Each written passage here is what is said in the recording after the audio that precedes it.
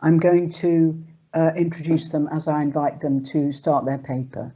Can I just say to people in the audience that we are hoping to get time for some discussion or comments, so it'd be really nice if you, as we went along, if you thought of things you wanted to raise or thought of how what is being spoken about might relate to your own work and make a comment, then that would be great.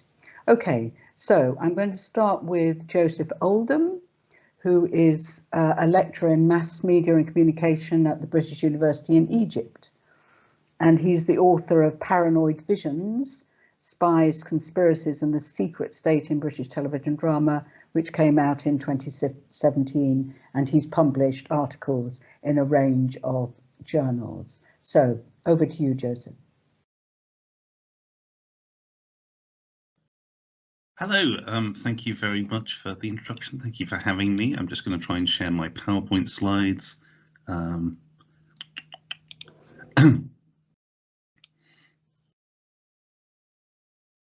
Okay, can you see my PowerPoint slides here? Yes. Wonderful. Okay, thank you very much. Okay, so this is my paper, which is The Phrase Missing Person Does Not Compute, Surveillance, Anonymity and Agency Panic in Bird of Prey. So Bird of Prey, which is the thing I'm talking about today, this is a 4-part thriller serial from 1982, written by the Northern Irish writer Ron Hutchinson. And it was produced by BBC English Regions Drama, based in Birmingham. First broadcast on BBC One in 1982, billed as being, in the continuity announcer's words, about one man's attempt to expose an international financial fraud, or as the novelization by Colleen Toomey says, it's a thriller for the electronic age. So this is a drama that I go back some way with. I've already written about it in the context of my PhD thesis and in my published book. Somehow I keep sort of coming back to it, however. Basically, I revisited it first of all in 2019 for an invited talk on anonymity at the University of Birmingham, which is kind of where my interest in anonymity came from. And this also came shortly after I completed a year of teaching on the undergraduate module Conspiracy, the Paranoid Style in American Politics, Culture and Society in the American Studies Department at the University of Hull. So all this kind of gave me a whole sort of extra framework to kind of look at this. It gave me a chance to kind of really kind of delve into a lot of the literature on conspiratorial thinking and conspiratorial narratives, which sort of gave me, inspired some new thoughts on this drama. So just a little bit of background. We're in the early 1980s. This is a period when, as much as the literature on the history of British television drama says, the single play is declining, and drama, a lot of original drama is increasingly taking the serial form. So as John R. Cook writes, the serial grew out of the desire of writers to explore single play themes in greater depth than the temporary constraints of the single play form would allow. But this also allows specific kind of narrative possibilities. So as John Cockey says, this leads to the significant, almost generic development of what might be called the paranoid narrative, in which the extension of time allows the slow erosion of order and the invasion of everyday normality by irrationality and unreason.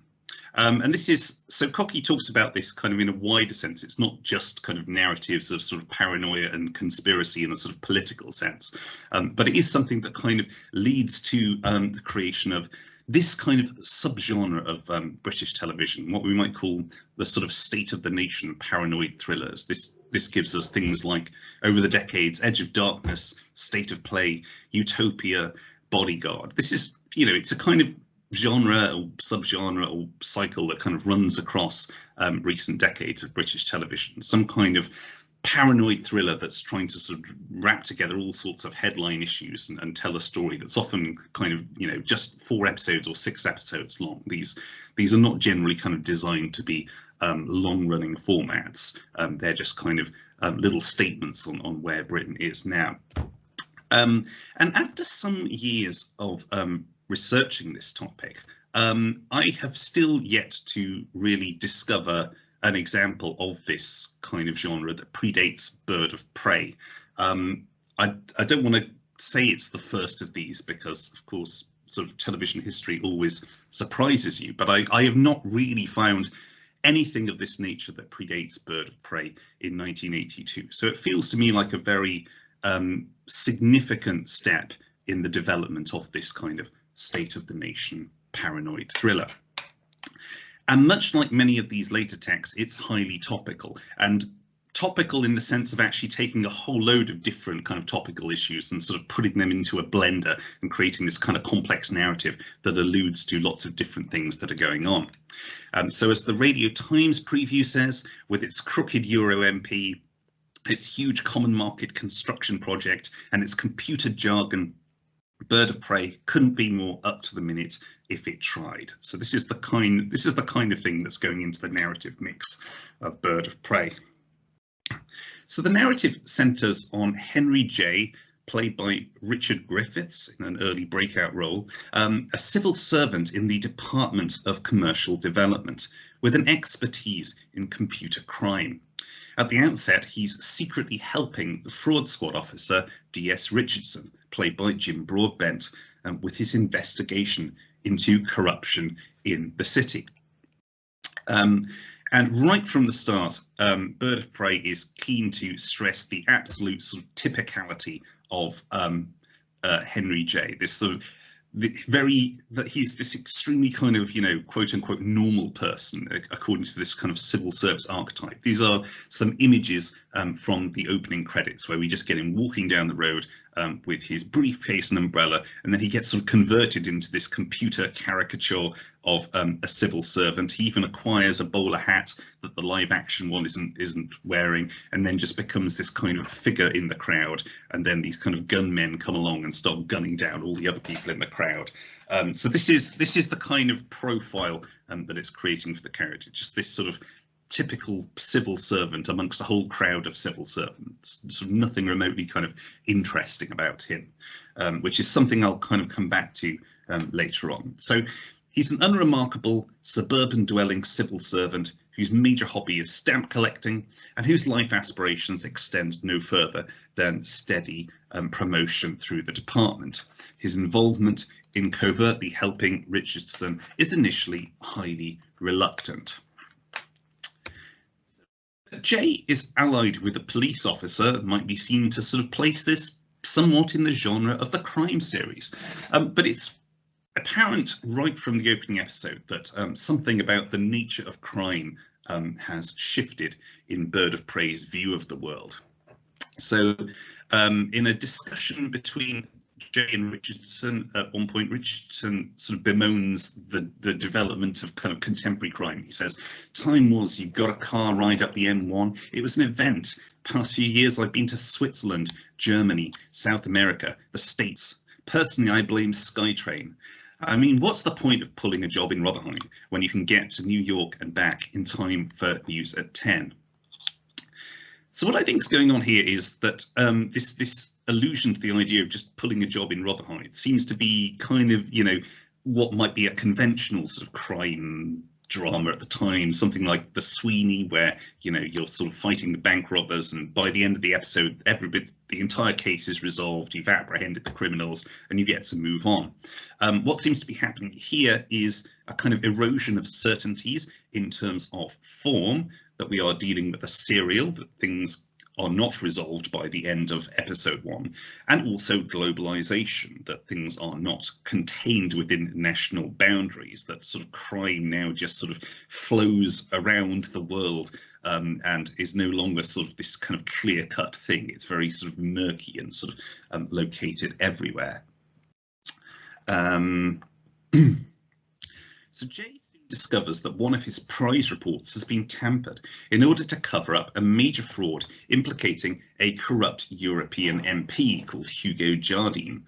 This discovery prompts Richardson to reveal the existence of a sinister pan-European conspiratorial force known as Le Pouvoir, or the Power.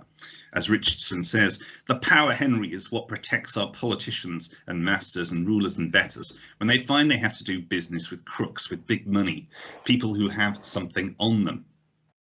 Emanating from continental Europe, the power's malevolent influence runs across politics, the police, the intelligence services, the civil service, and big business. Characters carry out its bidding due to deception, blackmail, or the expectation of favours, often showing little understanding or interest in the larger context of their actions. Soon afterwards, Richardson is assassinated in time for the episode 1 cliffhanger, forcing Jay, by now incensed at the tampering with his report, to take up the mantle of unravelling the fraud scheme, thrusting him deeper into the paranoid narrative's world of irrationality and unreason. Making an ill-advised attempt to explain the power to his civil service superiors, who are of course in on the scheme, he tries to articulate it as such. He says, "It's not a conspiracy. It's not a big machine working day and night under anyone's control in particular.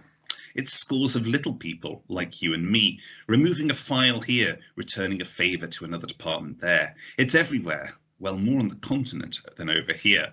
But the closer we get to them, politically, socially, the more the system will be operated here." So I want to kind of emphasise at this point that we've kind of got we've got Jay saying that it's not a conspiracy, and I also want to kind of emphasise the fact that it's really sort of pointing the blame over to continental Europe. So, despite Jay's protestations about it being not a conspiracy, it does kind of resemble what Richard Hofstadter talked about in his famous essay, The Paranoid Style in American Politics. This posits a vast and sinister conspiracy, a gigantic yet subtle machinery of influence set in motion to undermine and destroy a way of life. So we have something that's maybe, as Jay articulates it, not necessarily control from the top, but it is a kind of machinery of influence. And this does tend to sort of cohere around visions. So I'll just briefly compare it to Edge of Darkness, which is, the more famous 1980s conspiracy drama from the BBC. And in his monograph on Edge of Darkness, John Cockey describes how the narrative of Edge of Darkness does not confine the villainy to actions, but locates it ultimately in a vision, inextricably identified with the United States, and particularly tied to Ronald Reagan's Star Wars project, the Strategic Defense Initiative. So basically, in Edge of Darkness, you have this kind of conspiracy narrative that draws upon all sorts of topical themes, but it does ultimately build to this idea that there's a kind of grand plot to do with the nuclear state, where the paranoia is pointed across the Atlantic Ocean towards America, and that's sort of where the kind of globalized threat emerges from. Bird of Prey, on the other hand, is more interested in what we might call the Euro conspiracy. So the narrative is hugely interested in the growing influx of international finance in the City of London since the late 1960s, but is constantly kind of obsessed with this idea that the issue comes from Europe, sort of in the aftermath of Britain's entry into the European Economic Community in 1973. When we get to the final episode, it turns out that the villains who are being protected by the power have this kind of scheme to build a privatized version of the Channel Tunnel with a mission of profit maximization and accelerated acquisition. This is just basically a plan by which they sort of intend to basically just put a stranglehold on Britain and all resources coming to Britain, just so they can kind of, asset strip the country. It's sort of and just completely, well, yeah, it's just this. So it's just this kind of scheme of kind of ravenous privatization and acquisition and just profiteering everything. So the thing that sort of, as obviously I think, has come to the fore of a lot of the discourse since I started writing about this in 2010 is the different sort of flavours of Euroscepticism and Euro paranoia. And I think this is very much a product of a sort of early 80s Euroscepticism, when the dominant flavour of Euroscepticism was not sort of on the right, as the dominant version has been of recent times, but is perhaps, you know, more on the left, associated with figures like Tony Benn and Michael Foot. So this is sort of where it's coming from. I think its politics are of a kind of left Eurosceptic kind. So with such a kind of overwhelming conspiracy, I think it's worth thinking about why we're sort of dealing with conspiracy narratives to explore this. Some years later, Timothy Melly, in his book Empire of Conspiracy, described how, quote, the recent surge in conspiracy narratives stems from a sense of diminished human agency, a feeling that individuals cannot effect meaningful social action, and in extreme cases may not be able to control their own behavior. So this is, you know, this fits with the kind of diminished sense of human agency in this kind of, you know, ravenous free market capitalism globalization thing. But the kind of protagonist who emerges here is described by Mark Fenster in his book Conspiracy Theories, Secrecy, Power in American Culture. He describes how many central characters in fictional conspiracy narratives are professionals in some kind of knowledge industry. Their typicality distinguishes them from the spectacular spy, for example, James Bond. Often their physical capabilities are inadequate, or at least incommensurate with their cognitive abilities and with the forces that their opponents can marshal. So the kind of the archetypal protagonist you get of these kind of stories is, you know, people like Warren Beatty's investigative journalist in The Parallax View, or Robert Redford's low-level intelligence operative in 3 Days of the Condor, who protests, "I'm not a spy, I just read books." So we get people who are kind of not professionals like James Bond, but people who are sort of thrust into these events and out of against their will, but nonetheless, as people who work in intelligence services or journalism or something, they have above average cognitive abilities. They can, you know, they can think, they can make connections, they can deduce things. So Jay is kind of from this tradition, and even less glamorous, because ultimately he's not a glamorous Hollywood star like Beatty or Redford. Losing my ability to, here we are. Okay. And Bird of Prey is obsessed with his ordinariness. This is how characters constantly put him down through the narrative. When he meets the corrupt intelligence chief Bridgenorth, who tries to sort of put him off the scent, Bridgenorth says, "Get out of here, civilian. This is where the dirty work gets done. Dirty work that means that people like you can catch the 8:15 every morning and lead your boring little lives. Be thankful for the 8:15, Henry. Be thankful for your boring little life and for the fact that we allow you to go back to it in one piece." Eventually, when Jay comes face to face with Hugo Jardine, the corrupt MP, Jardine says, "An 9,000 euro man like yourself cannot push against 1,000 million. Important and dangerous people are trying to find me. What are you, with all respect, against them? So far, your greatest risks have been from suburban housebreakers or inflation's impact upon your pension prospects." And with its emphasis on computing technology, Bird of Prey engages with another site of agency panic, the rise of the electronic surveillance state. So David Lyon describes how there are different strands of what he terms the surveillance genre. And Bird of Prey kind of connects to the side that is more alarmist, unsettling, haunting and conspiratorial. I mean, this is a long tradition on British television, going back to like Cartier's 1984 or The Prisoner. But key revelations in preceding years had suggested that such possibilities might no longer be so remote. So in 1967, the Daily Express had revealed that British authorities routinely intercepted private cables and telegrams. In 1976, Time Out had revealed the existence of the agency responsible for such interception, GCHQ, which till then had been unknown to the public. Both exposés have been met with legal action from the government, and the latter had led to the famous ABC trial of 1978, which became something of a cause célèbre for transparency campaigners. Jay himself becomes the victim of the electronic surveillance state when he goes on the run. Attempting to track Jay down on behalf of the power in the second episode, DS Vine tries to enlist the police national computer the police national computer, and he quotes Jay's own professional declaration that in the age of information technology, the description missing person does not compute. He also works to establish the potential for heroic agency in the electronic terrain.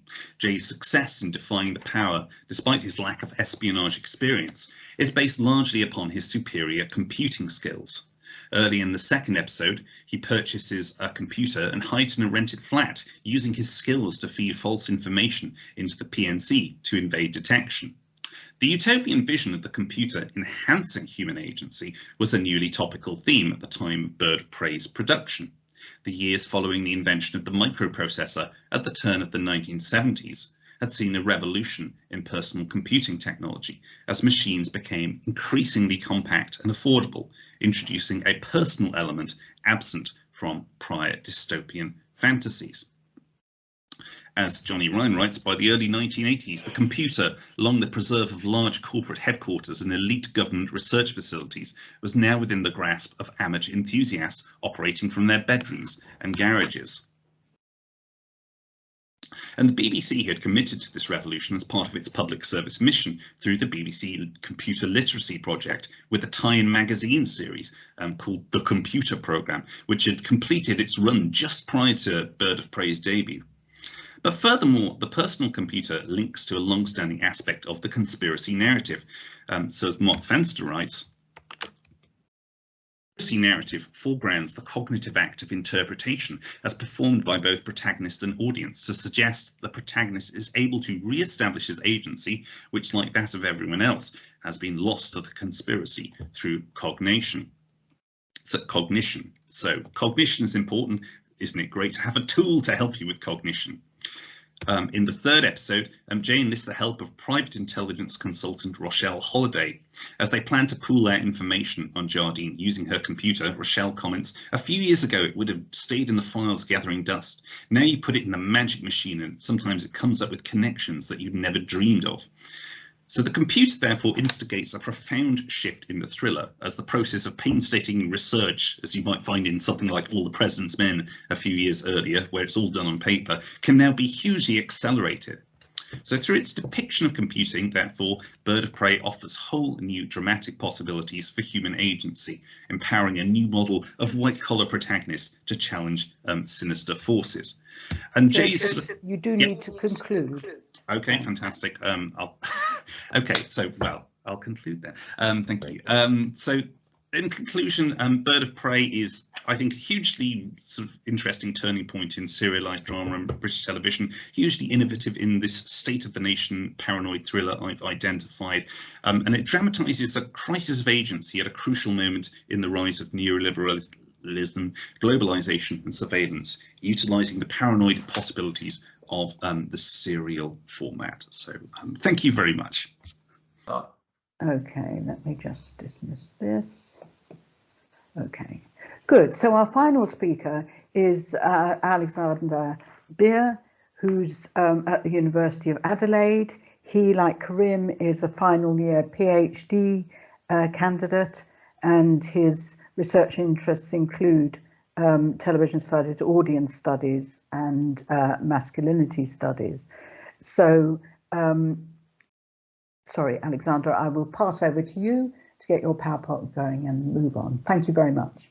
No worries. So I'll just...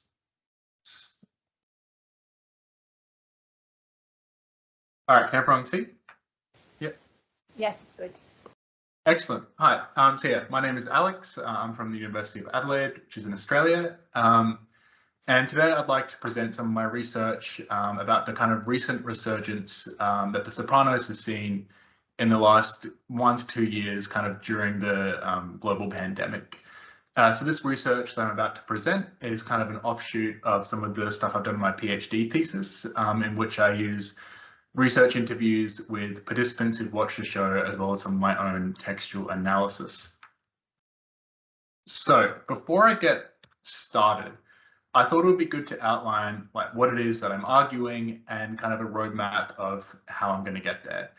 So at the core of this research is what I call kind of a retrospective reading. So I'm essentially concerned with how new audience members understand a complex text like The Sopranos in a different cultural, social and media landscape. So how exactly do old shows have their meanings transformed in kind of contemporary contexts? And can these shows actually do a different type of cultural work or perform a different emotional function for these new younger viewers? So in this presentation, I want to focus on what I think is one specific example of this, and that is this kind of recent resurgence in The Sopranos streaming viewership kind of in the last 1 to 2 years. So I'm going to go through kind of my own reading of the show and report on some of the results from interviews that I've conducted over about the last year and a half. So I want to start by outlining just the general resurgence of the show. So just how popular has it actually been in the last 1 to 2 years? Has this been overblown? And kind of who is it that's actually watching the show now in the last year and a bit? Then I want to kind of begin with my own analysis of the show. And I want to talk about how in a kind of specific new context, so like a pandemic context, we can actually reorient the narrative of the show to be a slow apocalypse narrative. And I want to talk about specific textual elements that I think are really conducive to these kinds of new readings of the show in 2020, 2021. And I talk a lot about what I'm going to describe, and I'll get into this later, as kind of the social story world of the show. Finally, I'm going to talk about kind of some of the participants' responses and how they kind of reacted to the show and how they watched it and used it during the lockdowns in Australia. So before I go through talking about the resurgence of the show, I think one really important thing to kind of remember is that whenever we're having conversations about quality in relation to The Sopranos, I think it's really important to take it with a grain of salt. So I've got a quote up here, which is basically from Christopher Anderson talking about how the New York Times just devotes a lot of attention to the program, and this has often been leveraged by HBO to kind of promote the show as quality. So we often hear the show mentioned as, one of the greatest ever, and many scholars have pointed out how, these reviews and press coverage are leveraged for kind of commercial benefit. All this is to say, when I first heard that, the New York Times were writing about The Sopranos again, they were writing about how resurgent it was, how popular it was with young people, I was somewhat cynical. I thought maybe, is there a new platform they're launching, a new SVOD platform, and they're kind of digging up The Sopranos to kind of promote this launch. But as I kind of dug deeper, I did find that there actually was somewhat of a legitimate resurgence going on. So it wasn't just the New York Times who was writing about it. It was a range of outlets like The Guardian, GQ, this American site called The Ringer, which is somewhat popular, and of course the New York Times. And they were all talking about how basically it's like the hottest show of lockdown. So that was one of the headlines. And they were tracking how all these people, specifically young people, were actually tweeting about the show and kind of following it and relating it to their experience during the kind of COVID-19 lockdowns. So when it comes to actually watching during lockdown, this is a really unique experience, right? So I know we're going back a bit over a year for most people, but it's a really unique experience. People are cooped up in their own house, and there's been a lot of research into this increase in, different viewing activities during these kinds of environments. So binge watching, for one, there's been a bunch of research talking about how there's an increase in this type of viewing during the pandemic. There's also this environment of uncertainty and stress that scholars have kind of talked about, and that can really influence how we receive and kind of frame a show when we're watching it. And so what I was interested in this study was, okay, how do these conditions of lockdown illuminate something different about the show? Does it actually enable the show to do some kind of different cultural work that can be adapted to these circumstances? So this kind of leads me to the idea of a slow apocalypse. So I've got a picture of Ned Flanders here from an episode of The Simpsons. And in this episode, everyone in Springfield thinks that there's going to be an apocalypse, and it kind of never happens. Ned's kind of the last one who believes, and there's this image of him standing in the hill waiting for something to happen, but nothing happens. So apocalypse media has kind of often been obsessed with imagining a very sudden end of the world. So, this could be through an alien invasion, meteorite, zombie infection, whatever. In apocalypse media, normally humans are subject to a kind of quick, quite chaotic demise. Of course, there's narrative value in these stories of abrupt change. They give writers a blank slate to work with, and they can really focus our attention as audiences onto one specific problem. Usually the apocalypse is the final moments of the old world and the potential onset of a new one. But I think the slow apocalypse is a little different. It's not just a sudden end, but more of an environment. It's kind of an agonizing decline. So Cascio, when writing about the slow apocalypse, wrote that it's more of a horrible reality. Few of the ways the world could end are abrupt or final. Instead, they're more miserable, protracted collapses. The apocalypse isn't an event, it's an environment. And it's a decidedly human environment. It's the emergent result of bad decisions, ineffective institutions, and kind of this general inability to think through long-term consequences. The kind of emotions that define this environment are decline, anxiety, and boredom.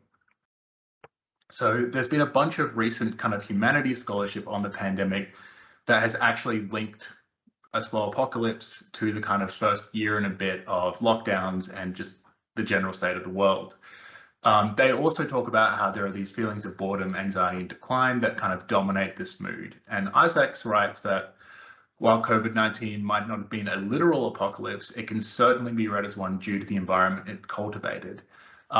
So Annette Markham, who's an Australian scholar, actually wrote a really interesting piece in which she kind of described, I think, the first month or so of Melbourne's lockdowns. And she talked about kind of the feelings and how there was this eventual conflation of this boredom and doom. So I've got the quote up there. Now, in terms of the Sopranos, I think it really effectively kind of, by design or not, reflects this kind of environment. And I think it does this through its kind of story world. So the story world of The Sopranos is, I think, a bit anomalous. It kind of features feeling and atmosphere as the kind of most important kind of elements of it. And I think normally when we think about a story world, at least when I do, I usually associate it with these kinds of shows that have these big mysteries, lots of lore, in Game of Thrones, for example, family histories that can be traced back for thousands of years. This kind of information about the story world that goes beyond just the characters that we're seeing, that kind of create a richer world. Whereas in The Sopranos, obviously this is there to an extent, but it's much more about the interpersonal relationships, the feelings, and the subjective just kind of emotions of all the characters. Tony's world is defined by his relationship with his friends. It's defined by a very small community. And we can kind of see this manifest kind of in the introduction to the show. So in the intro, famously, Tony's driving, doing his commute from New York to his house in New Jersey. And while we're seeing all this kind of imagery, the skyline of New York that we're all, I'm sure quite familiar with, I think what the intro does, which is really interesting, is it actually kind of reorients us to kind of view these landmarks in this very real city through the eyes of Tony Soprano. The scope gets narrower and we start to think of it not just as New York, not just as New Jersey, but as Tony Soprano's New Jersey. This is kind of emphasized by the really close-up shots of him, smoking his cigar or whatever.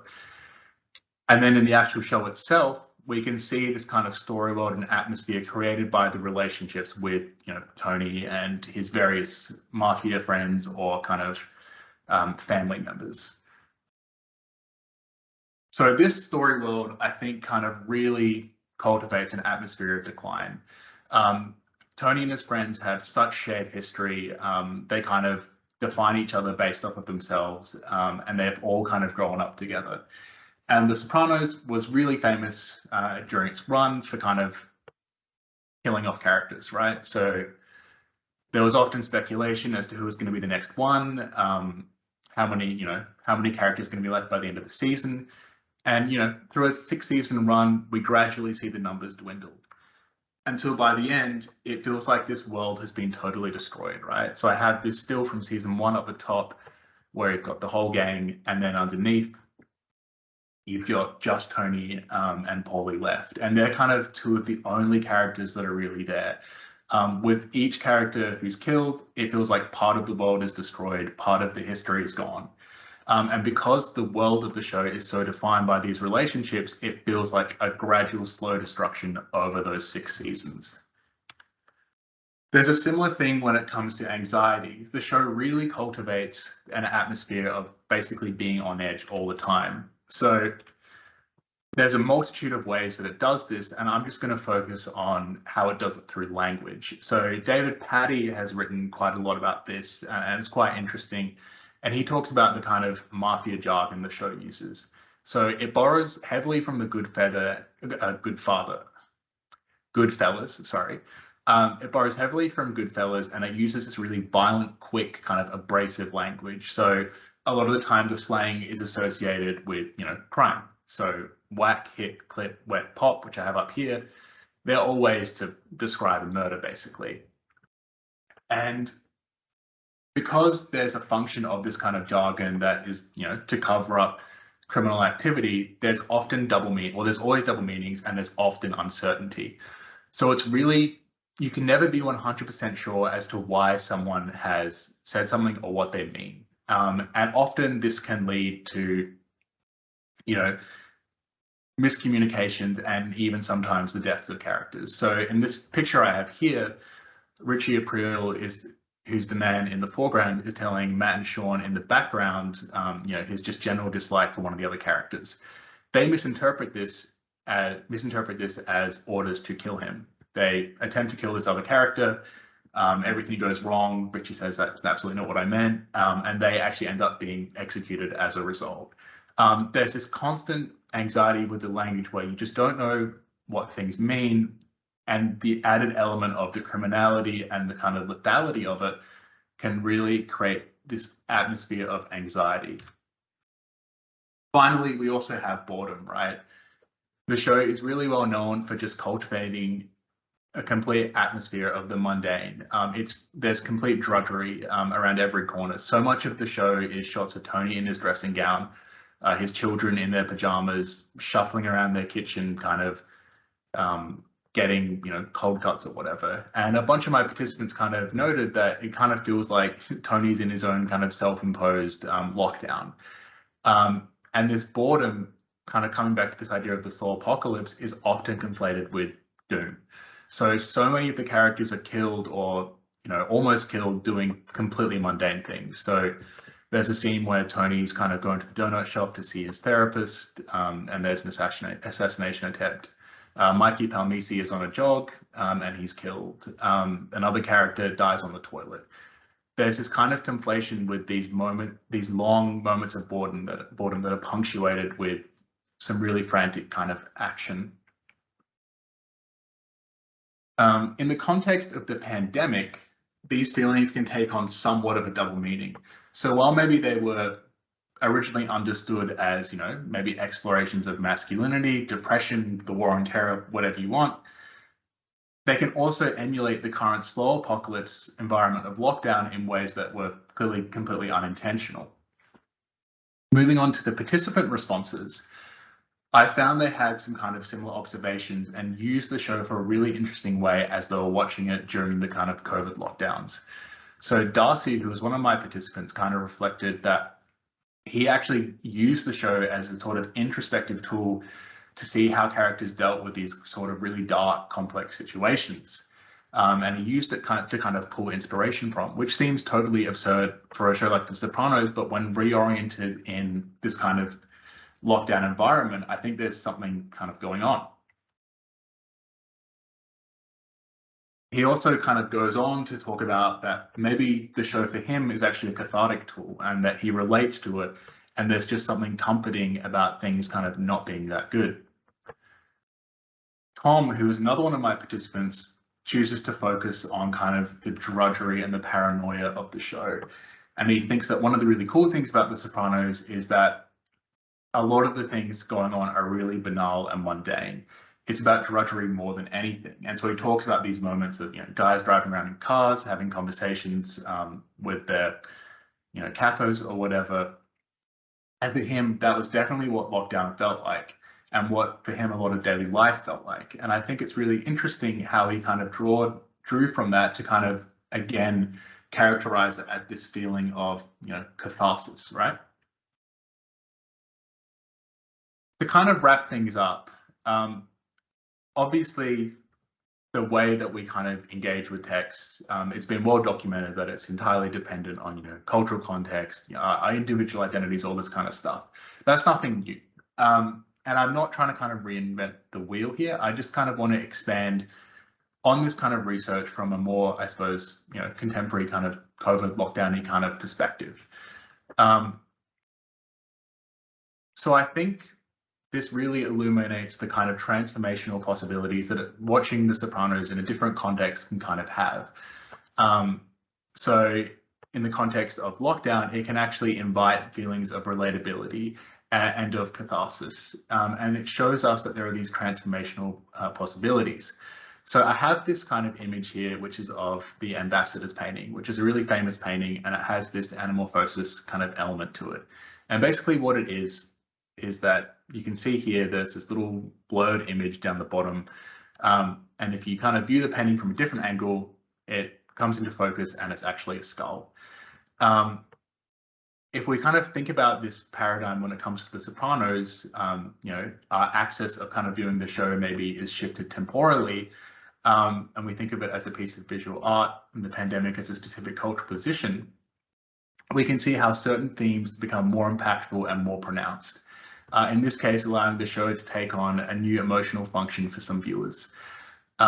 It's entirely possible that viewers from a different cultural position might, illuminate other themes of the show, and that's something that I like to explore later on in my kind of research. But yeah, thanks for listening. That's all I had. Brilliant. Thank you very much, Alex. Okay, very good. Okay, well, the title of this panel was Contemporary Importance of Past Television, and I think we've had three really fascinating and well-presented accounts taking on different methods in terms of looking at this phenomenon. So the emphasis has not been a kind of historical construction of the original viewing situation, but on what these programs, these various fictional programs might make sense of in the past, in the contemporary world. So now we've got a little bit time, thanks to our panel members, for discussions. So if you would like to put your hand up to ask a question, that would be great. And the first person, I think, Eleni Liaru. I don't know if people would like, if you'd like to turn on your image so that we can see you, that would be great. Okay, thank you, Eleni. Yes, hi, can you see me? Can you hear me? Yes, yeah. Great, thank you. Thank you very much. Yes, very, very interesting presentations. One little comment and I think one question for possibly all three panelists. So first one is for Joseph. Just a suggestion. I don't know if you know The Guardians, the series from 1971, London Week, ITV, 13 episodes, set in the future. That was the 80s. That was the future, and Britain is run by a police force, right? Government that turns into a police sort of private police force, and it's a fascinating piece of television, possibly, I mean, largely forgotten, I think, for various reasons, but it's a dystopian kind of Britain, and it has, I mean, in terms of technology that you are talking about in your piece, with your case study, it doesn't quite sort of, I mean, it's before computers computers existed that time, but it's not so much about that. But I think it does similar to other conspiracy dramas, raise questions about paranoia. It has all the conventions of the conspiracy drama. It's a very good, I think, pair to compare with a very British coup which comes later, of course. So I think it does take, it seems to me, it does take the story of what you're saying a bit further back into the 70s. The Guardians, I think, is a really interesting piece of work. Also the viewing, I mean, this was an extraordinary, you know, very complex, very dense piece of television shown on a Saturday night, London weekend television. And there was quite a, I think it was not transmitted in Northern Ireland because of the title. Okay, there's some interesting controversy. So that's a suggestion. The question is about as you said, the title of this panel, the contemporary importance of past television. It's a bit about maybe linking the Bird of Prey and Enlightened, the gendered aspect of this. I'm thinking of British conspiracy thriller, where this is sort of, it's a very masculine narrative. There's hardly a female protagonist or a kind of female character that has any kind of substantial kind of role. And then, but moving on to the 2000s, you see kind of lots of different conspiracy dramas and maybe examples like Enlightened, where you have the female characters at the like Homeland, or as at the heart of the change, of the paranoia, of the conspiracy, of the narrative. Okay. What do you think about that in terms of the gendered aspect of evolution? Good, thank you very much, Eleni. So, Joseph, do you want to kick us off on this?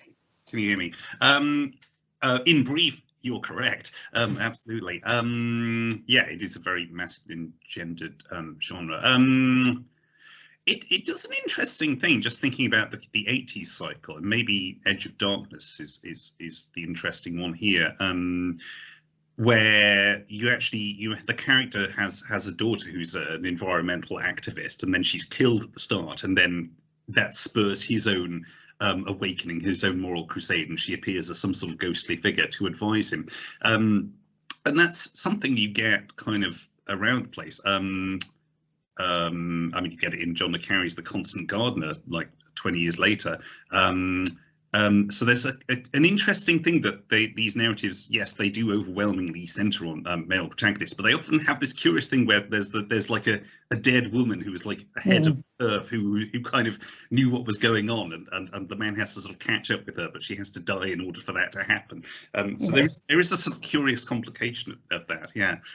Okay, thank you, Joseph. Alex, what did your respondents comment on gender relations in Sopranos? Was that something that interested them about it? Oh yeah, actually, I'm very happy that this topic's come up, because that's kind of one of the bigger components of my research. And yeah, what I found really quite interesting about what you all were talking about just then is the fact that, yeah, Tony Soprano is this psychopath murderer, right? But the standards are so much lower, it seems like, for these male characters to be likable or acceptable when compared to what you're talking about in Enlightenment. But what I found is I talked to a whole group of kind of feminine identifying participants who had watched the show recently, and they actually, I mean, they couldn't stand Tony, but beyond not being able to stand him, they actually oppositionally kind of read the show against him. So they specifically said, you know, we don't see him as the main character. They were far more likely to consciously try and read the show through female characters like Adriana or Carmela. And I think that's probably somewhat of a reaction to kind of, I suppose, in just broader cultural discourse, there's this kind of feeling of, okay, we're not maybe as tolerant kind of more broadly to this really bad behavior of kind of these kind of toxic men towards women, and it becomes maybe slightly less palatable in this kind of mainstream television audience. And I thought it was interesting, yeah, how a lot of participants actually picked up on that. Okay, that's really helpful. Thank you very much. Okay, thank you, Eleni, for your question. And now Rosemary White has a hand up. Hello, can you hear me? Here she is. Yes, we can and see you. That's great. I'm Rosie White. Unfortunately, my name comes up as my full name, but thanks for some really stimulating papers. And I think I've got a question which might be mainly to Joseph and Karim, because I was really fascinated by your accounts, the very different accounts of representing some form of resistance, or, you know, a kind of resistant politics. But I thought the ambiguity of that resistance being presented in a TV drama was very kind of thought-provoking in the sense that I started to wonder, well, I remember seeing Bird of Prey when it was first broadcast, so it was a nice blast from the past, but I remember I just thought, well, to what extent did it kind of give conspiracy culture a kind of mythic power, if you like, and whether it still does.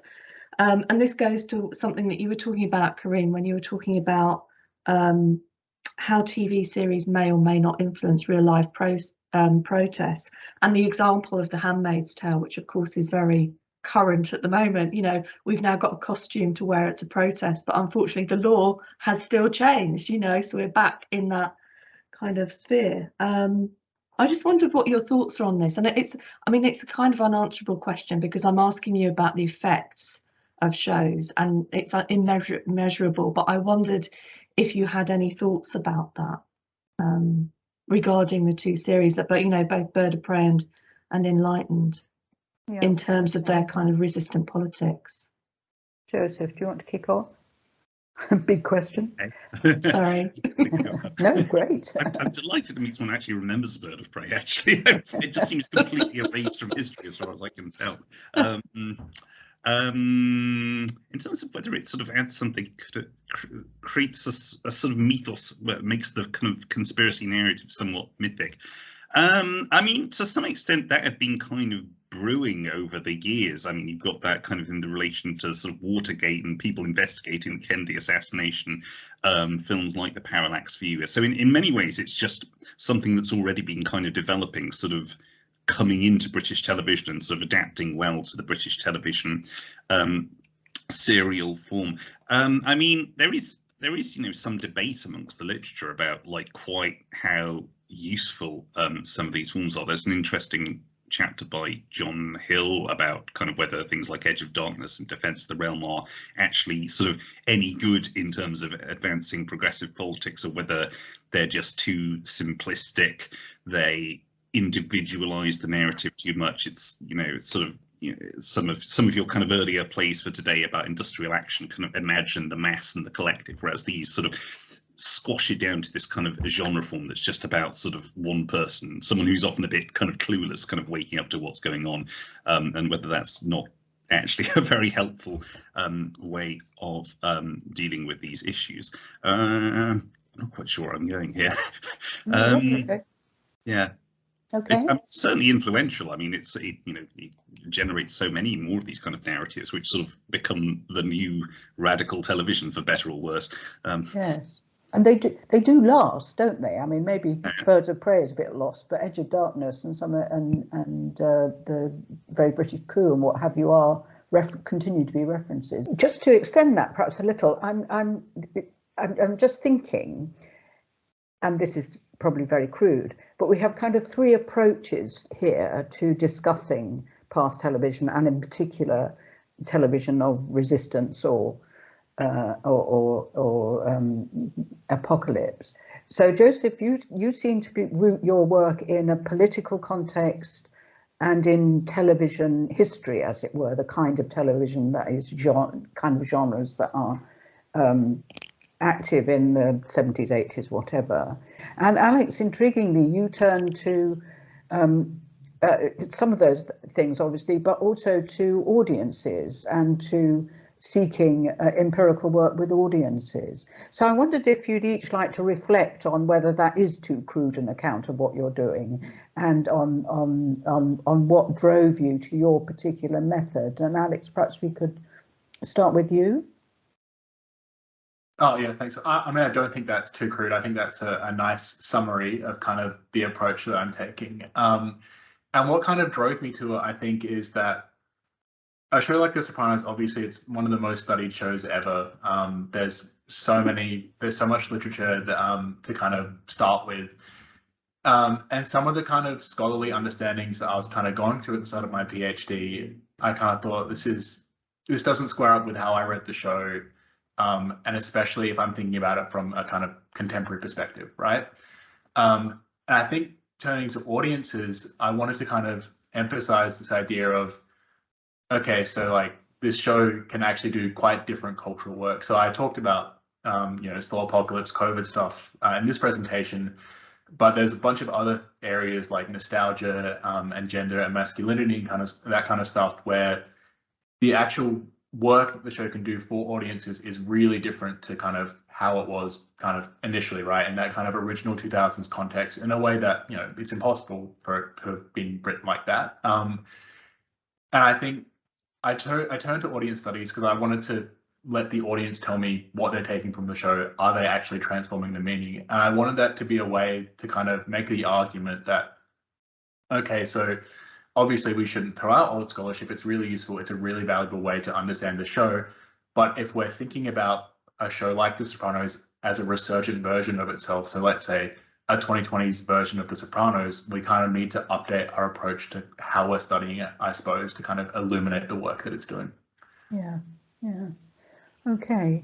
I mean, one of the things that strikes me is, of course, these shows are now more available than they ever were, you know, because of the access in different ways. Joseph, some of your European, you know, the representation of the European community was very interesting now, looking back to, as you said, this left criticism in the 1980s. What do you think? I mean, I first watched Bird of Prey in like 2010 or 2011. I think I actually found its politics incomprehensible because I like I thought of kind of Euroscepticism as a purely kind of right-wing thing. So I was like, what's going on here? It took a lot of kind of digging into. So I think your sort of characterization of my research, I think, is like correct in terms of being about, you know, television history and political history. That's kind of where I come from, and that's certainly how I describe my sort of initial approach to Bird of Prey in my book. I've found myself very kind of reinvigorated as a researcher by just teaching. As I mentioned, I did a module on conspiracy theories in American Studies at the University of Hull, and I found that so interesting.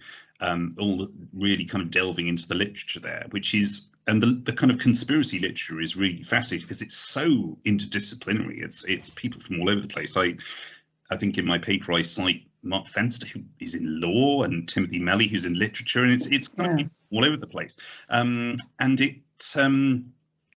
it just really interests me, as I think, you know, perhaps it kind of resonates because I feel a lot of anxiety about my agency in the face of the world. And so I think yours is a really interesting example of how you work on something, you know, some time ago. It's a bit like the audiences, you know, you do your work on it, but it doesn't quite let you go, and you go back to it in a different context and with different reading and different research relationships, etc. So it's an interesting example of how research itself is part of that process of being, you know, I mean, it's a bit too early for Karim and Alex, but being in the past and then you return to it. So as a retired person who does precisely that, I find this quite consoling, actually. Okay, well, we have, if anybody would like to put their hand up, we have room for one more question if you wanted. Thanks for the question. No, it has been quite important, just from the perspective of, like, I suppose, entryway paratext, right? So you were talking about like the memes you see of Tony Soprano, and you're right, like they're everywhere. There's a Sopranos out of context Twitter page, I think, which is run by someone, a really young person, and it kind of exploded in popularity during the pandemic. What I think is fascinating is that there's all these kinds of, I suppose, progressive leaning or kind of leftist Sopranos memes out there on Twitter. But if you go onto YouTube, it's the complete opposite. It's kind of all these like really right-wing conservative edits of, you know, like there's one video I think that's called Tony Soprano teaches liberals the value of real hard work kind of stuff. Totally different kind of perspectives on the show. And I think just the way that social media interacts with how we watch a resurgent show like The Sopranos, and the very different ways we can be introduced to it and kind of frame our experiences is quite fascinating for sure. So yes, to answer your question. Excellent, good.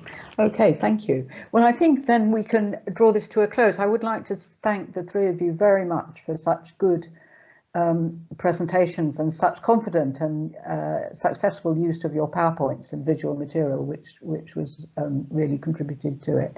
And thank you very much to the audience for coming along. I think, Elke, the next panel is today at